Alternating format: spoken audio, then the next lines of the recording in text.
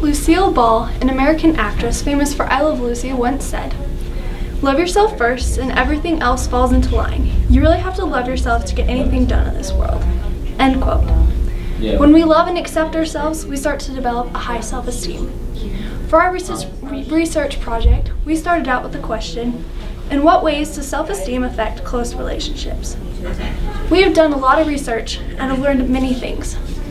Our goal today is not only to inform you of the things we have learned, but to have a lasting impact on you in your future and current relationships. We hope that you will leave this presentation with a greater understanding of why self-esteem is important for relationships. Today, we will be discussing the dependency regulation model, the effects of both low and high self-esteem in relationships, and ways to improve self-esteem.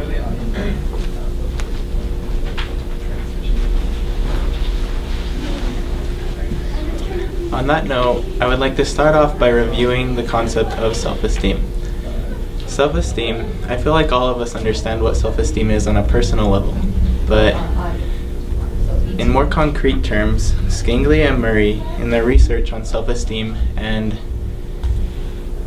relationship satisfaction, stated in 2009, self-esteem refers to people's evaluations of their own self-worth.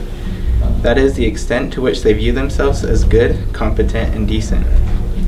Self-esteem directly influences relationship satisfaction, but self-esteem also influences the principles of security and dependency. Today I will be talking about those principles and how they, in turn, are affected by self-esteem and influence relationship satisfaction. Security is how comfortable we can feel in a relationship. The dependency regulation model does a good job of relating self-esteem to security. It states, those with low self-esteem have shown that they misinterpret their partner's love and perception of their positive attributes. Those with high self-esteem accurately depict their partner's love and perception of their positive attributes. Self-esteem can cause us to interpret how our partners view ourselves in our relationships, and that in turn affects how secure we can feel in a relationship, and that security can be interpreted as a risk of rejection. Those with low self-esteem tend to sense a high risk of rejection, and those with high self-esteem tend to sense a low risk of rejection. This leads me to my next point, which is dependency. Dependency can be interpreted as how integrated one feels in a relationship.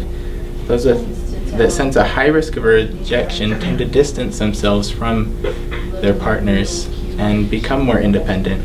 Those who sense a low risk of rejection tend to become more dependent on their partner and more integrated into the relationship. This dependency, higher sense of dependency and integration, in turn can be interpreted as a higher relationship satisfaction. So today I hope you've been able to see how security and dependency have an influence, self-esteem influences security and dependency, and how that has an influence on our relationship satisfaction. As a final thought, Skanglia and Murray in their research project in 2009 on self-esteem and relationship satisfaction stated, the unprovoked insecurities of low self-esteem individuals predicted more disparaging perceptions of their partners and lower relationship satisfaction compared with high self-esteem individuals.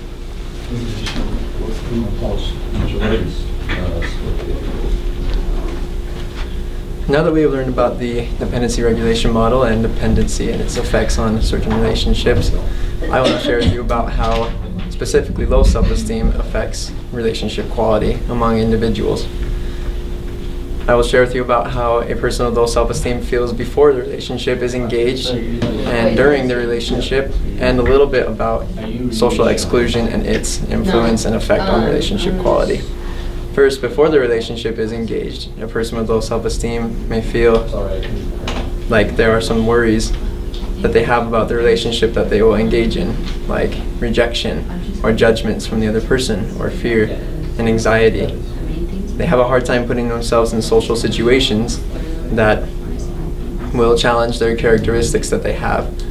And these worries tend to lead them to develop a lack of trust within themselves. which takes me to my next point about during the relationship.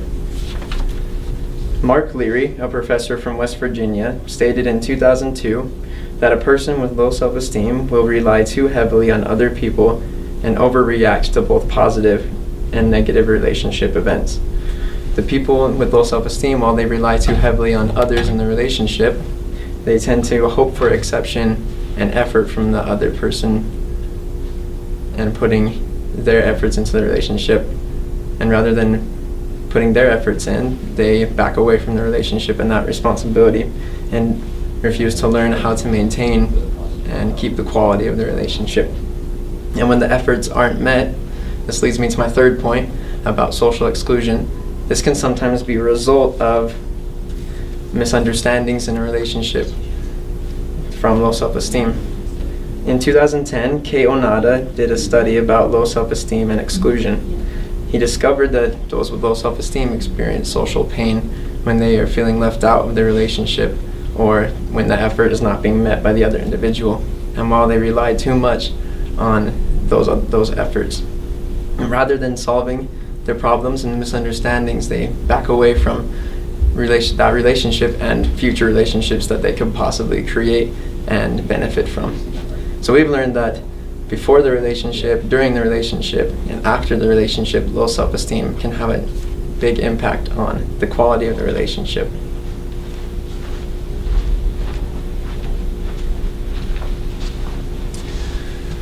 We've learned about how low self-esteem can both benefit us in a relationship and also kind of hinder our relationship. But what about high self-esteem? What role and what effect does that have in our relationships? High self-esteem is one of the most valuable characteristics in obtaining a good, healthy relationship, whether it be with brothers and sisters, parents, family members, or a loved one and spouses. A high self-esteem helps us to love ourselves and be grateful and happy with where we are, but also helps us to become more and understand that there's more that we can become, and look for the opportunity to learn and grow and change for the better. Some of the benefits that come from having high self-esteem in a relationship is you're able to see the value in yourself as well as in whoever you may be dealing with.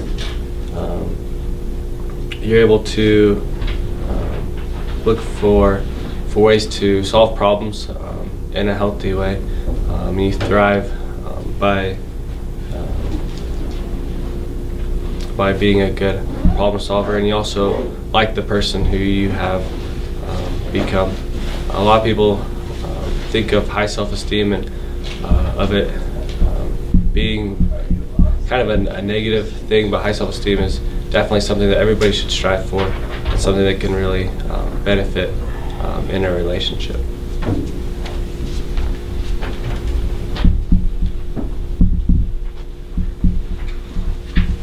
So far today, we have talked about how self-esteem affects our relationship, but one question remains that may go unanswered for some. That question is, how can self-esteem, how can we improve our self-esteem?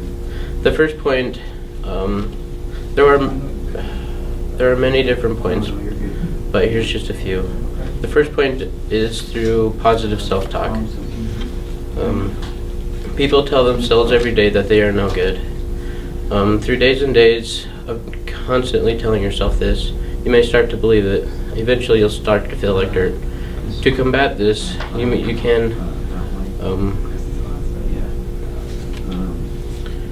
can start to give yourself compliments throughout the day. Through giving yourself compliments, you can start to grow a tree of life that will flourish inside of you. The second point is to stop comparing yourself to others. As we go throughout our day, we tend to notice the strength in others and realize that we cannot compare to them. There will always be someone that's better at you than something.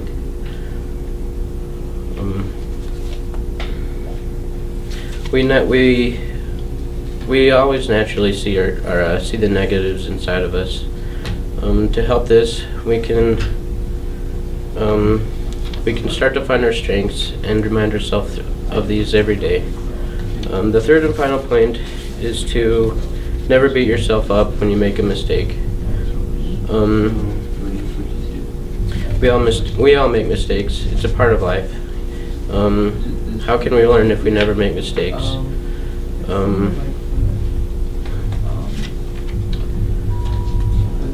To help with this, we can shoo away the haters who constantly criticize us for the one tiny mistake that we make.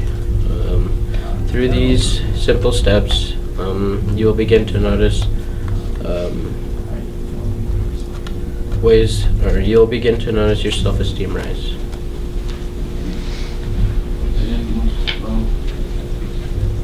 In conclusion, today we have discussed the dependency regulation model, the effects of both high and low self-esteem on relationships, and ways to improve self-esteem.